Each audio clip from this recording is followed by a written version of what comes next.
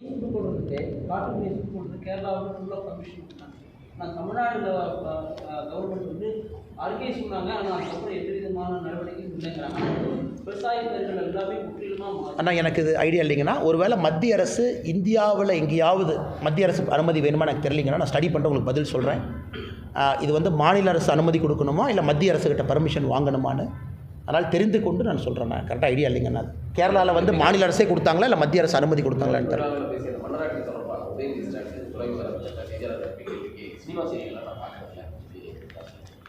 நான் இது எப்பவுமே ஏணியில் ஏறிய பிறகு ஏணியை எட்டி உதைப்பது தான் திராவிட கட்சிகளுக்கு வழக்கம்.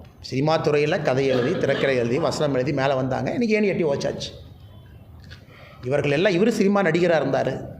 இவர் இன்றைக்கி ஏகப்பட்ட படத்தை தயாரிக்கிறார். இன்றைக்கி அண்ணன் உதயநிதி ஸ்டாலின் அவருடைய மொத்த குடும்பம், ஏன் அப்பா முதலமைச்சர் மு.க. ஸ்டாலின் ஐயா சினிமாவில் ஹீரோவாக நடித்தார்.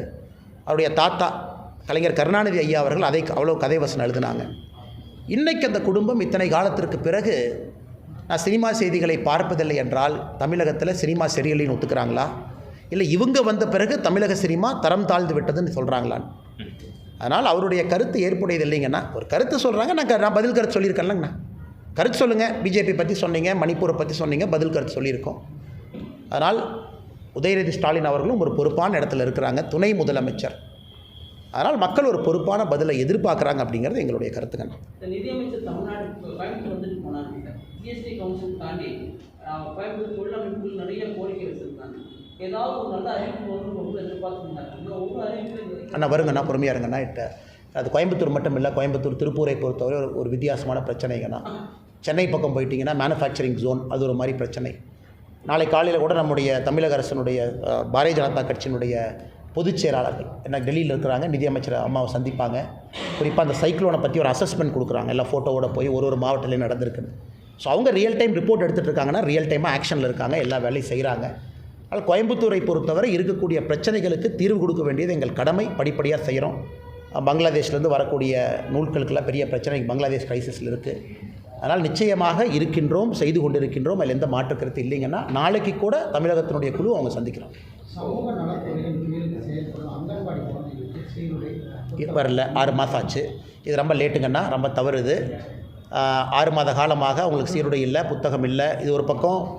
இவங்க என்ன சொல்கிறாங்கன்னா அங்கன்வாடிக்கு தேவையில்லை என்பது இவங்களுடைய கருத்து. அது கிடையாதுங்கன்னா இத்தனை வருஷமாக கொடுத்துட்டு இருந்தாங்க, இன்றைக்கி மாற்றி பேசுகிறாங்க.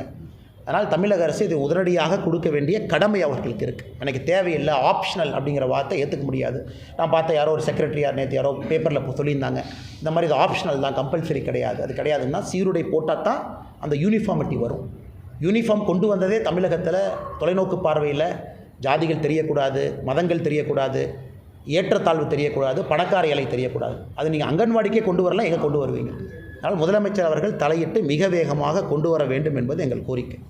கிழக்கு புறவழி சாலை திட்டம் இந்தியா நம்ம சிந்தனை சார் மத்திய அரசுக்கு ஒப்புதல் என்ன பண்ணுறீங்க?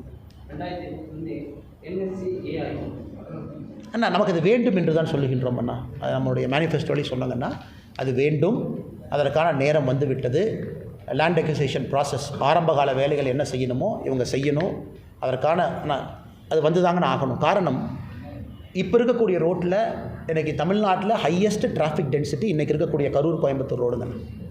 அதனால் நிச்சயமாக புறவழிச்சாலை வரணும், கிழக்கு புறவழிச்சாலை வரணும், ஒரு பெரிய ஏரியாவில் அது வரணும். ஏன்னா நீங்கள் ஒரு பக்கம் ஃப்ரைட் காரிடராக வேணும், மேனுஃபேக்சரிங் ஒரு பக்கம் வேணுங்கிறீங்க.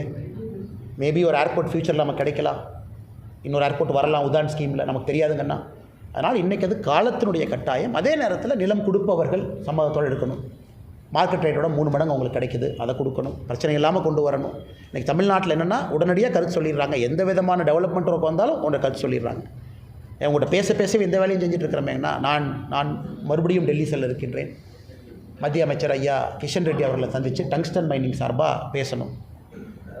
டங்ஸ்டன் மைனிங் விவசாயிகள் சொல்கிறத சொல்லி அதை ஒத்தி வைப்பதற்கான அல்லது வேண்டாம் என்று சொல்வதற்கான வேலையை கையில் எடுத்திருக்கோம். அதையும் செய்கிறோம்.